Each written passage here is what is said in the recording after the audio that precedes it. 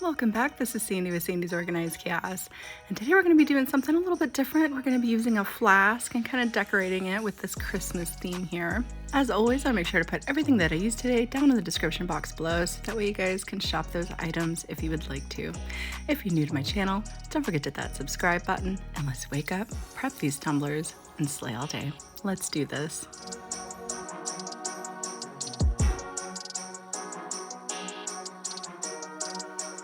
Now, I purchased this little diamond flask through the Stainless Depot company. They're super cute and they've just been sitting on my shelf and I just have not known what I needed to do with it. And of course, the design that I do today can be done on any type of tumbler as well, not just a flask.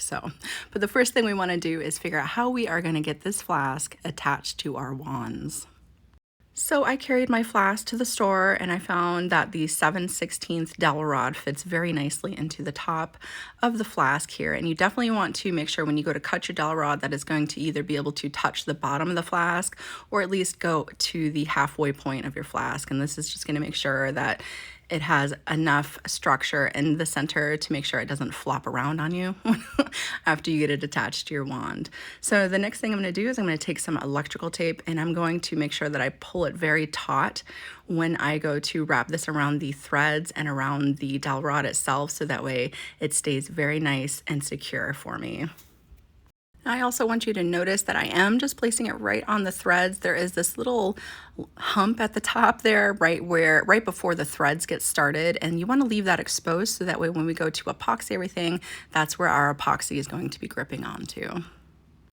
All right, it is nice and secure right here on my little stick. It's not wiggling around or anything, and we're ready to get it attached to our wand. So I have two different types of wands. I have my plunger wand here, which I'm going to show you. I would do the same exact thing that I'm going to be doing with the other wand that I'm going to be using today. So I would just remove the plunger portion off of my wand. And then to fill that void, I'm going to use some type of shims. And in this case, I'm just going to use my popsicle sticks to fill that void and make sure that everything is going to stay nice and even for me. So I'm going to go ahead and do this on the rod that I will be using today. I just wanted to show you with different kinds of wands and the bigger voids there are that you can do it the same exact way. So I ended up fitting about 3 popsicle sticks into this particular rod to make sure it was going to stay nice and steady. And now I'm just going to take my electrical tape and I'm going to tape it up very, very well, just like we did with the threads onto the dowel rod. And you may be wondering, is there an easy way to do this in this day and age? Is there something out there, that an attachment that we can buy? Of course there is. There's attachments for all kinds of different sizes and stuff, but this is for if like I only have 2. So I didn't want to buy the attachment, but if you plan on doing a bunch, I would definitely buy the attachment. But I will definitely make sure that I put down in the description box different places that sell attachments for these. All right, so the next step is I'm going to go ahead and give it a good sanding. I'm going to wipe all the extra little debris off, and then we're going to get to painting.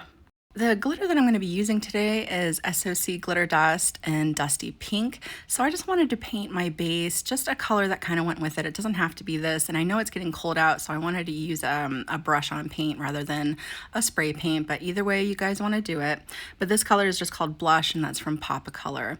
Now, of course, in between everything, I'm going to make sure that I'm going to be taping off the top there, right where we left that little bit of silver exposed, so that way it doesn't get anything onto it, because that's where we want our epoxy to kind of latch onto here in a little bit. So I'm going to go ahead and get this painted on.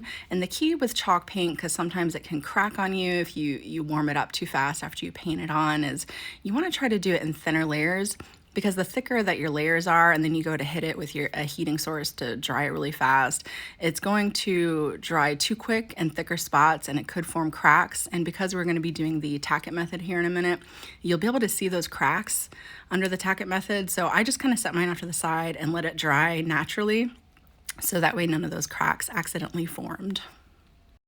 All right, it is nice and dry, and now we're ready to apply our adhesive. And like I said earlier, we're going to be using the tack-it over and over again.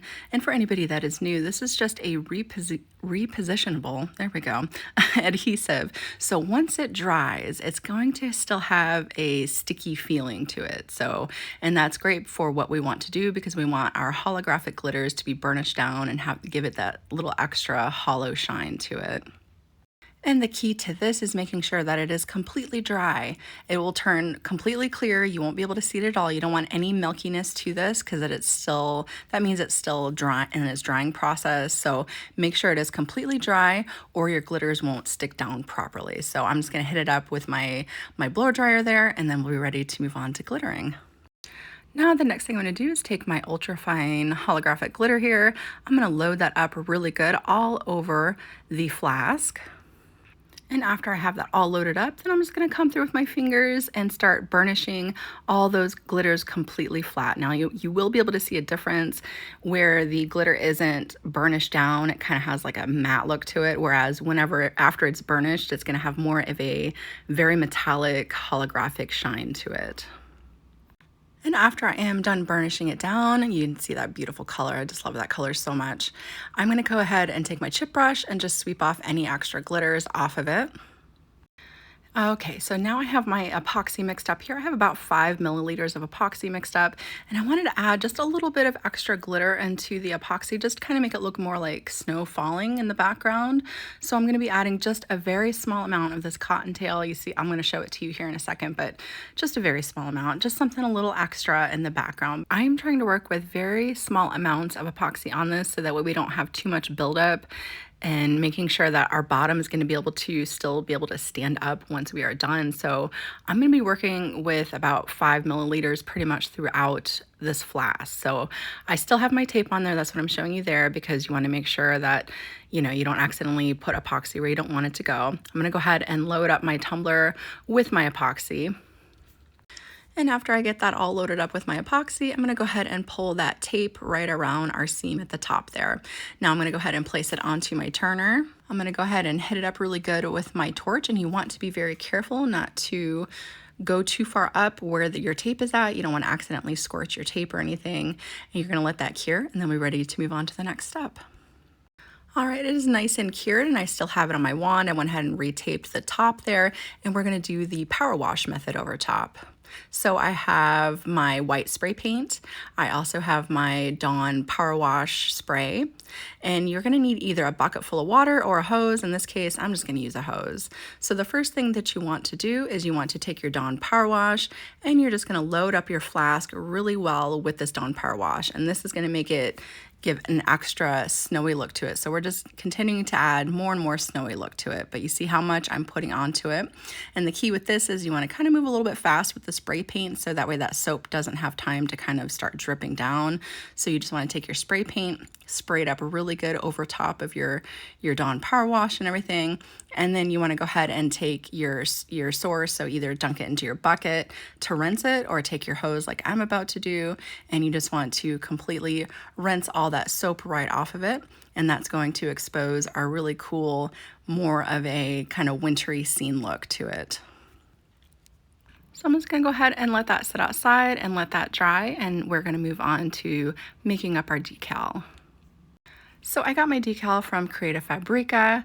Very simple. It came just like this. The only thing I did to it was I'm going to add an offset, but I'm showing you guys right here as I unlocked it, so that way I can make my measurements so I could stretch it out just a little bit. So it's a little over 3 inches in width and a little over 2 inches in height, and that was pretty good size for the front of this flask here. But I also went ahead and I applied an offset. Very simple nowadays, simple button. Everything's so simple these days. And I think I made my offset about 0.042. So now I'm going to go ahead and get those cut out. I'm going to be using a kind of not a holographic, but an opal vinyl for the offset portion, and then a pretty pink color for the top portion. So I'm going to be using Tech Wrap Craft vinyl, and I don't know if you guys know this. I can't tell you how many times I accidentally forget, but whenever you go to use their metallics or holographics, opals, they have this clear shield over top. Make sure you pull that piece off, so that way you don't have to double cut your decal, which I had to do with mine. So make sure you pull that off before you cut. Now next, all you have to do is go ahead and stack your decals on top of each other, and then we're going to go ahead and get that applied to our flask. Now I noticed after I got it applied that I accidentally forgot 2 little dots, and I didn't feel like going digging through my trash, so I'm just gonna use a pink acrylic marker to kind of match my vinyls here. And no one will ever know that the 2 little dots were acrylic marker. All right, so now we're going to be adding just one last finishing touch. I wanted to make it look kind of like a snowy cap on top of it. So I just have some tulip puffy paint, dimensional fabric paint, whatever you guys want to call it, in white. And we're going to give it that kind of snowy cap look. Now, I forgot to mention that I added the decal right over top of the paint. All I did was seal it up with a little bit of spray sealer, and I went ahead and applied my decal that way. And now we're just going to be applying this snowy puffy paint drip over the top of all that as well. So that way it kind of minimizes the amount of epoxy we have to use for our finished product. And what I was showing you there was, I have my piece of tape wrapped around our top there so that way we don't accidentally get our puffy paint all up on the metal. So I'm going to be really loading this puffy paint up on the top here, and I'm just going to go right along the top, and I'm just going to fill everything in. And at a certain point I stop filling it in, and I'm just kind of more using the nozzle to kind of help everything kind of get started on that snowdrift, because I don't want a drip look. I just want it more of kind of swoopy snow. So that's all you want to do there. So now we're going to go ahead and just very slowly, this is in real time, I'm just going to give it a couple taps. I'm going to turn it and see how it's looking on the back. I really like how that looks. That's really cute. But I wanted the front to have a little bit more of that look as well. So again, very lightly, give it a couple more taps. Again, take a look at it, see if I like it. I really don't want to go too much more with that because it looks like it's going to turn into drips, but it's actually okay if you get a little bit in there and some drips start to form, to go ahead and wipe it away and kind of make it look more like how you want it to. There's nothing wrong with that. I've done that before too. So right around the top, I noticed that I just wanted to add just a little bit more towards the top of the area where the cap will go. So I'm just going to fill that in just a little bit more. And if you did wipe away some drips to make it look more flowy, and if you touched up the top like I did, all you have to do after you're done is come back through one more time, give it a couple little taps, and it is ready to be glittered. So the glitter I'm going to be using today to sprinkle over top to give it a little bit extra look is called Crushed Pearl, and it just is a very pretty pearl, shiny, almost kind of has a little bit of opal look to it too. So it almost looks like mother of pearl to me. So I'm gonna go ahead and sprinkle that on really good. And the great thing about puffy paint drips is it's pretty much not going to go anywhere. After you're done with it, they pretty much stay exactly where you put them. So that's really nice. So all you want to do after you load up your glitter is you don't want to touch it. You don't want to sweep any glitter away yet because you might mess up what we did so far. And you don't want to tap it too hard either. If you go to tap it off to get that extra glitter off, you could mess up your drips as well. So just leave it be, set it off to the side. And because we did them so thick, I'd let it sit for about 4 or 5 hours and then be ready to move on to the next step.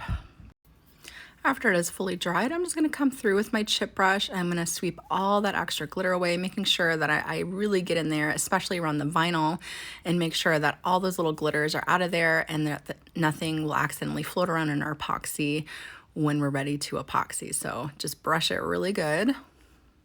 Again, I'm going to tape off the top there so that we have a nice clean seam. I'm going to go ahead and apply another 5 mLs of epoxy over top of everything that we just did here. I'm going to go ahead and place it onto my turner and remove my tape right away. And of course, hit it up really good with my heat gun, again, making sure that I keep my flame away from my taped off area at the top. And I'm going to let that cure and then we're ready to move on to the very last step. Now for the very last coat of epoxy, right before I do that, I am going to come through. I'm going to make sure that I sand down around the top area where the cap goes really good, making sure it is nice and smooth. I'm also going to kind of smooth down any major points that are in some of this glitter just to make sure that my last coat of epoxy goes very smoothly. Now, all throughout, I've been using about 5 mLs. For this last coat, you can use about 10 mLs. I ended up not using the full 10 mLs, but I used almost all of it to do the very last coat of epoxy over top of all this.